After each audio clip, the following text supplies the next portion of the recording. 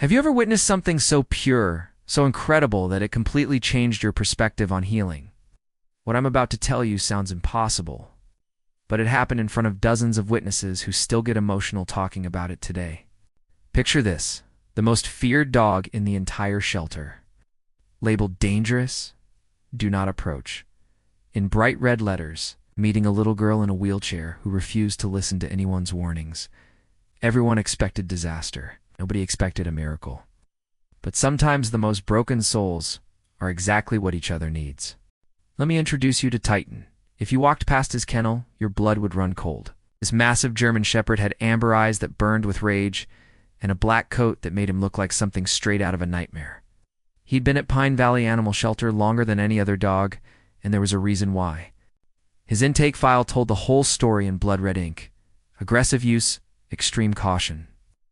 Every single morning, volunteers approached his cage like they were walking into a lion's den. Titan would stand there, rigid as stone, teeth bared in a snarl that could stop your heart. His hackles would spike down his spine like weapons ready for war. No matter how gently they spoke, no matter what treats they offered, this dog never let his guard down. Not even for a second. "He's just too far gone," whispered Sarah, one of the veteran staff members, as she carefully slid his food bowl through the slot. Some dogs never recover from whatever hell they've been through, and Titan's hell. Nobody knew the full story. He'd been found wandering the outskirts of town, starving and filthy, with a frayed rope still hanging from his collar like a noose. The animal control officer said he'd growled the entire 30-minute ride back to the shelter. For months, Titan never wagged his tail, never leaned against the bars seeking comfort like other dogs. Instead, he paced endlessly, back and forth, like a caged wild animal searching for something he'd lost forever. When evening fell and the shelter grew quiet, he would throw his head back and howl. The sound was so heartbreaking that even seasoned volunteers had to step outside to compose themselves.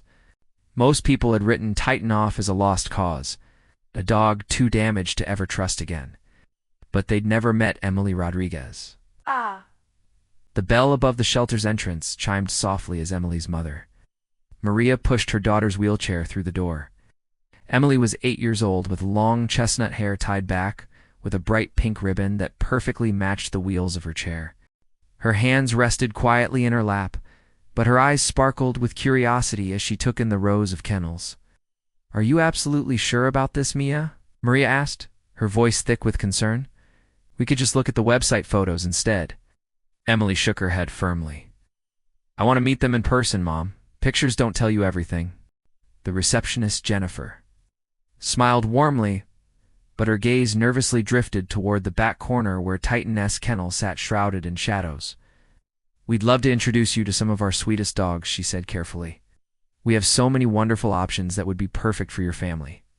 As they moved down the main aisle, volunteers eagerly opened kennels to let their friendliest residents greet Emily. A golden retriever named Buddy licked her palm gently. A beagle mix called Peanut wiggled his entire body with pure joy. Emily giggled at their antics, but her attention kept drifting toward that dark corner where nobody seemed to go. When they finally reached the end of the kennels, the shelter manager, Dr. Patricia Wells, quickly stepped in front of Titan's cage. "Sweetheart," she said in that practiced tone adults use when they're trying to sound casual about something serious, "maybe we should head back now? You've met so many wonderful dogs already." But Emily had already heard it. That low, menacing rumble coming from behind the bars. A growl so deep it seemed to vibrate through the concrete floor. "I want to meet him too," Emily said quietly, her voice steady, despite the obvious danger. Maria's hands tightened on the wheelchair handles. "Emily, poor favor. Listen to the nice lady." The volunteers exchanged those looks adults share when they think a child is about to make a terrible mistake. In all the months Titan had been here, nobody had dared get this close. His reputation was legendary. His aggression was documented. This was a disaster waiting to happen. But something in Emily's calm determination made them hesitate. "Please," Emily added softly, "I just want to say hello." Dr. Wells looked at Maria, who was clearly torn between protecting her daughter and respecting her wishes. After the accident that had put Emily in the wheelchair 6 months ago, Maria had watched her daughter's spirit slowly dim. This was the first time in ages that Emily had shown real interest in anything. Against every protocol and instinct, Dr. Wells slowly stepped aside. Maria wheeled Emily forward until the metal footrests of her chair were just inches from Titan's kennel. The massive dog immediately rose to his feet, his growl deepening to a sound that made everyone's blood pressure spike. His muscles coiled beneath his scarred coat. His amber eyes locked onto the spinning wheels with the intensity of a predator sizing up prey. Every person in that hallway held their breath. "Easy, boy," Emily whispered, though nobody could tell if she was talking to Titan or trying to calm her own racing heart. She rested her small hands on the armrests of her chair and tilted her head, listening to something only she could hear. The air crackled with tension. Titan's warning rumble filled the space like thunder before a storm. Maria's heart pounded so hard she was sure everyone could hear it echoing off the walls. "Emily, maybe we should." Maria started. "No, Mom," Emily said gently. "He's not angry, he's scared."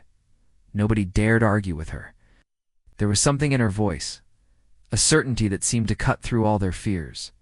Emily took a deep breath and began to speak, her words floating through the charged atmosphere like a prayer. "Hi there," she said softly. "My name is Emily. I know you don't want me here."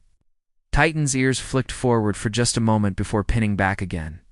He didn't move closer, but the growl faded to something that sounded almost like sadness. "I didn't want to be here either," Emily continued, her voice catching slightly. "When I first got hurt, I thought I'd never be happy again." Something shifted in Titan's expression. His gaze moved from her wheelchair to her face, as if he was trying to decode words he couldn't quite understand. "I know what it's like," Emily whispered, blinking back tears that had been building for months. "To lose everything you thought was normal? To feel like nobody understands?" For the first time since arriving at the shelter, Titan stopped pacing. Slowly, carefully, he lowered his massive head to rest on his front paws. His breathing became less ragged. The rigid tension in his shoulders began to melt away like ice in sunshine. Volunteers stared in absolute disbelief. This was the same dog who had lunged at the bars just minutes ago. It's the same dog who had never shown anything but aggression and fear. But now he was listening. And maybe, just maybe, he was hoping. Emily felt Titan's warm breath through the metal bars as she slowly raised her hand. Maria inhaled sharply, every maternal instinct screaming at her to pull her daughter back. Emily didn't hesitate. She reached forward until her fingertips brushed the cold steel.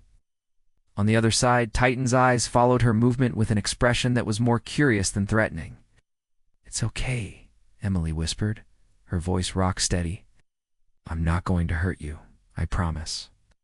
The massive shepherd flinched at first, pulling back just enough to make Emily's heart sink. Maybe this was too much to ask. A broken dog learning to trust a broken girl. But then, with a hesitation so careful it was almost reverent, Titan inched forward again.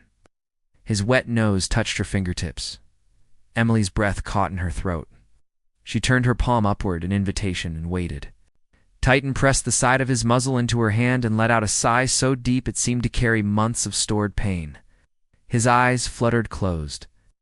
The last traces of aggression melted away like they'd never existed. A volunteer covered her mouth to keep from sobbing out loud. Dr. Wells wiped at her eyes, shaking her head in complete amazement. In 30 years of animal rescue, she'd never seen anything like this. Emily gently stroked Titan's scarred cheek, feeling the coarse fur and the thin white lines beneath it that told stories of a past nobody would ever fully know. "You're not a bad dog," she whispered. "You're just sad, and that's okay. I've been sad too."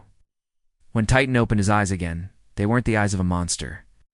They were tired and full of something that looked remarkably like hope. Emily patted her lap gently. "Come here, buddy."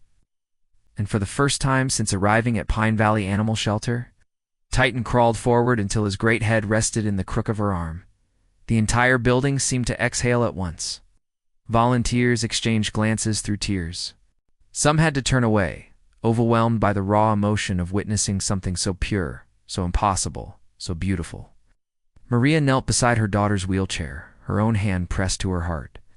She hadn't seen Emily smile like this since before the accident. It was small and fragile, but it was real. Tiny beam of light breaking through months of darkness. Titan's massive body trembled as he leaned fully into Emily's embrace. The snarling, pacing creature was gone. replaced by a dog who looked like he finally belonged somewhere again. "He's never let anyone touch him," Jennifer whispered in amazement. "Not once in 8 months." Emily's hand moved slowly along Titan's neck, feeling his heartbeat under her palm. She rested her cheek against his head, her own tears falling silently into his dark fur. "You were waiting for someone to understand you," she murmured, her voice breaking with emotion. "And I was waiting too."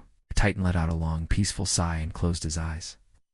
Around them, the shelter staff quietly stepped back, understanding that they were witnessing something sacred. That afternoon, when Maria signed the adoption papers, nobody questioned it. There was no talk of liability or special requirements. There was only a quiet certainty that something miraculous had happened in that kennel. 3 weeks later, Titan walked beside Emily's wheelchair down Maple Street, matching her slow pace with every careful step. Neighbors stopped their yard work to watch with misty eyes as the little girl and her gentle giant passed by. Children waved from their bicycles. Adults smiled and wiped at unexpected tears. In that small town, everyone agreed on one thing. The day Titan met Emily was the day they both remembered what it felt like to be whole again.